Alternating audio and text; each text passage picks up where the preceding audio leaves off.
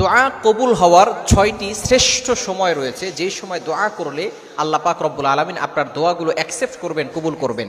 অনেকেই আছেন বলে, হুজুর দোয়া করছে, দোয়া কবুল হচ্ছে না, বিভিন্নভাবে আল্লাহর কাছে চাচ্ছি কিন্তু আল্লাহ তাআলা আমার দোয়া কবুল করছেন না।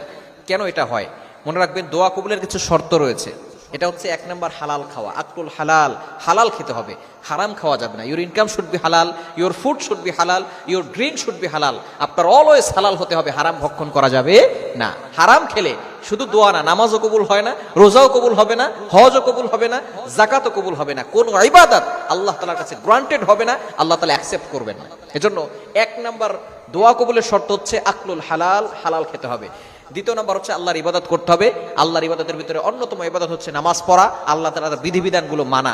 এরপরে যদি আপনি দোয়া করেন, গুনাহগুলো মাফ চেয়ে যদি আপনি আল্লাহর কাছে দোয়া করেন, তাহলে অবশ্যই আল্লাহ তাআলা দোয়া কবুল করবেন।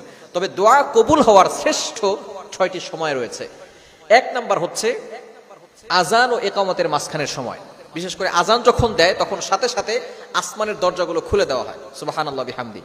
নবী সাল্লাল্লাহু আলাইহি ওয়াসাল্লাম নিজে এটা জানিয়ে দিয়েছেন, যখনই আসমানের দরজাগুলো খুলে দেওয়া হয়, ওই সময় যদি কোনো ব্যক্তি আল্লাহর কাছে দোয়া করে, আল্লাহ তাআলা তার দোয়াগুলো অ্যাকসেপ্ট করেন। বিশেষ করে আজানের সময় দোয়া করবেন, আজানের জবাব দিয়ে।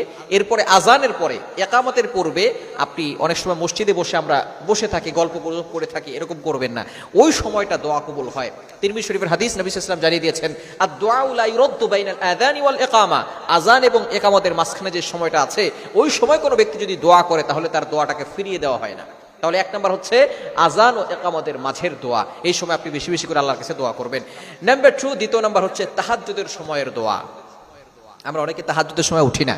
আপনি বিপদে পড়ে গেছেন, অসহায় অবস্থায় আছেন, সন্তান কথা শুনে না, স্বামী কথা শুনে না, কোনো স্বামীর স্ত্রী কথা শুনে না, বিভিন্নভাবে বিপদে পড়ে গেছেন, পাসপোর্ট হচ্ছে না, ভিসা হচ্ছে না, বিভিন্ন কঠিন বিপদের ভিতরে পড়ে গেছেন। এই তাহাজ্জুদের সময় আপনি আল্লাহর জন্য সন্তুষ্ট করার জন্য আপনি দাঁড়িয়ে যান, 2 রাকাত নফল নামাজ পড়েন, 4 রাকাত নফল নামাজ পড়েন, পড়ে এরপরে আপনি আল্লাহর কাছে দোয়া করেন। দেখবেন অবশ্যই আল্লাহ পাক রব্বুল আলামিন আপনার দোয়াগুলো অ্যাকসেপ্ট করবেন, কবুল করবেন।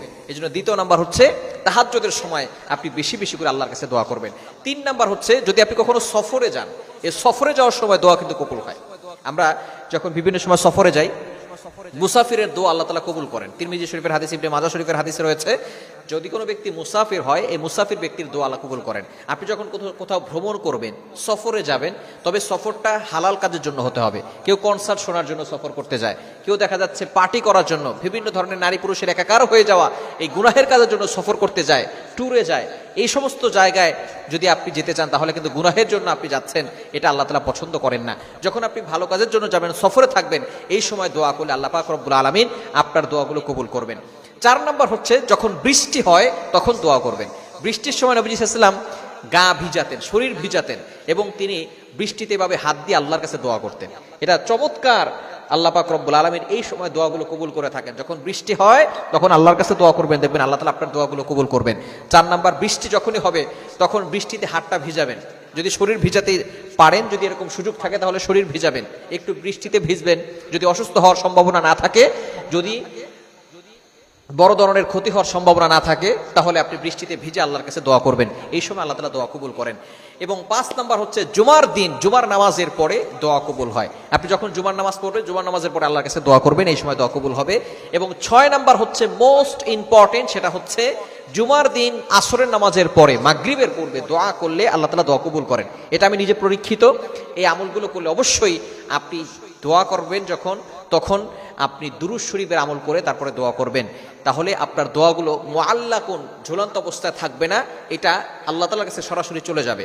এই 6টি সময় আপনি আল্লাহর কাছে দোয়া করবেন, এবং অবশ্যই দোয়ার পূর্বে আপনি দুরূদ শরীফ বেশি পড়বেন। দুরূদ শরীফ পড়লে কোনো দোয়াই ঝুলন্ত থাকে না। এই দোয়াগুলো আল্লাহ পাক রব্বুল আলামিন অ্যাকসেপ্ট করে নেন, কবুল করে নেন। আল্লাহ তাআলা আমাদের সকলকে এই দোয়া কবুলের শ্রেষ্ঠ সময়ে দোয়া করার তৌফিক দান করেন।